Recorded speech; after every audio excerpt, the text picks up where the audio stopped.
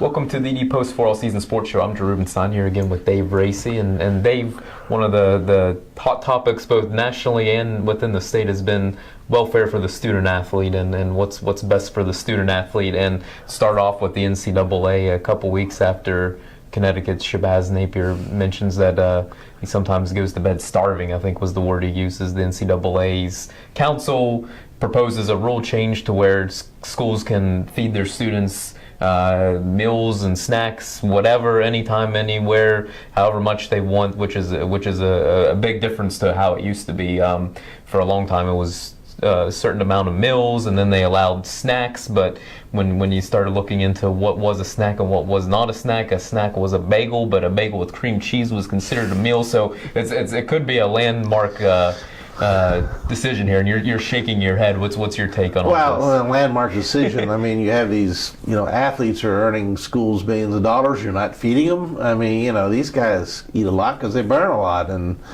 I mean, they should have the food bar 24/7. I think as long as they can perform, and they do perform well. So I don't understand the logic of why it took this long for these kids to be, going to bed hungry and things. Like I said, I heard about this a long time ago back in Duquesne, back in the 70s when they were in the Las Vegas tournament, and the players were sitting there eating candy bars because there was nothing else for them, So it's been going on for quite some time, I'm sure, and why it took so long, I don't know. But, you would think that they would want to take care of their, the guys making the money for them.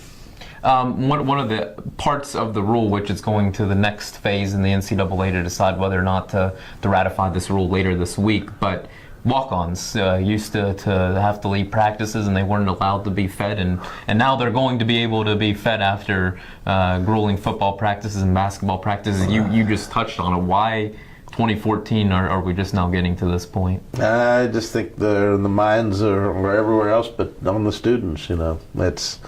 They worry about whether they're going to be on television and the boosters and how many tickets they sell and everything else, and even facilities and things like that. I mean, players want good facilities, but I think they'd rather have food first. So it's I don't know, it's sort of a stunner to me of why these guys. I think most people assumed they were probably being fed. It was the whole idea of a scholarship. The walk-ons, I guess, we don't think about, which is a shame, but. I would think if they're on the team, they should be fed as well as the regular athletes.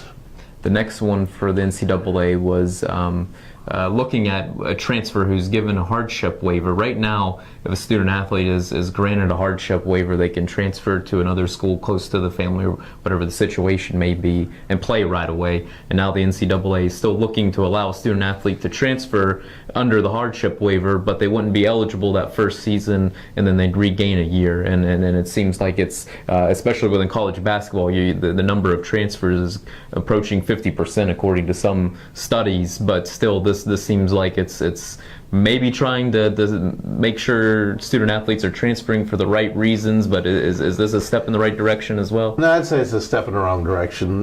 Kids should be able to transfer when and wherever they want and not have to sit out a year. I don't understand the restrictions other than that, it makes them sort of enslaved to the coach in the school that they initially signed with. I think that maybe if schools and coaches would do a better job of treating their players, well, and giving them a fair chance and a good education and food, as it turns out, that maybe they wouldn't transfer. Why are they transferring?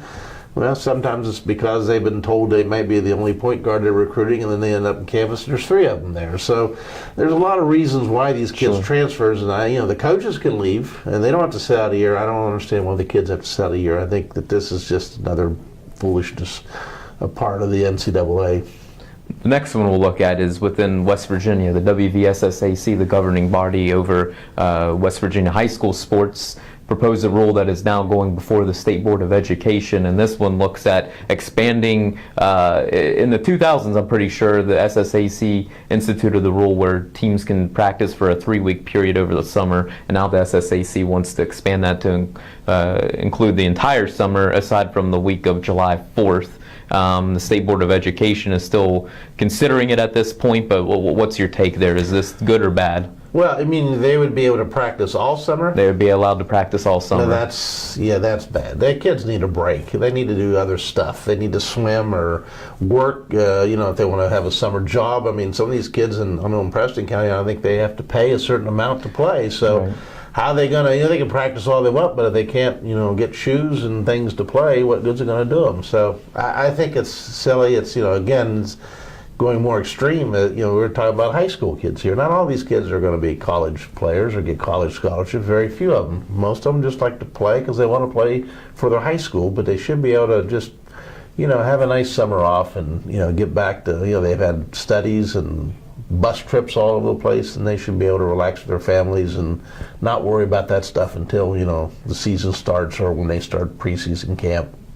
I'm interested to see what the state BOE decides here, because as it is right now, I just wonder if the rule has enough structure or around it, because the way the SSAC has presented it, from my understanding, is it's up to the schools and the county board of education to decide how many times they'll allow an individual team to practice. So as the rule is written, there is nothing preventing a football team, for instance, from practicing every day aside from weekends during the course of the summer. And if it is that way, the SSAC seems to think that that the county BOEs will figure it out so that nobody abuses the rule. But I mean, how long are we until a superpower, team that feels like they can win a state championship says, we've got to practice the entire summer? And once that happens, how are all the other high school teams that feel like they're in contention going to handle it? It just seems like, as it is right now, there's not enough structure to this thing, and it could quickly get out of control. I agree with you 100%, because all it takes would be one school to do it, and then all the others would follow, and that's just sort of the way it goes. So,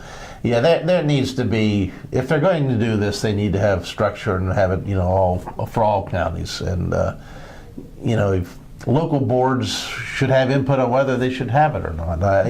Probably what they have now is probably as good as anything, and maybe they just ought to leave it at that. It'll be interesting to see. Dave, appreciate your time. Thanks. Once again. Please continue to check thedpost.com for the latest on local sports. Thanks for watching today.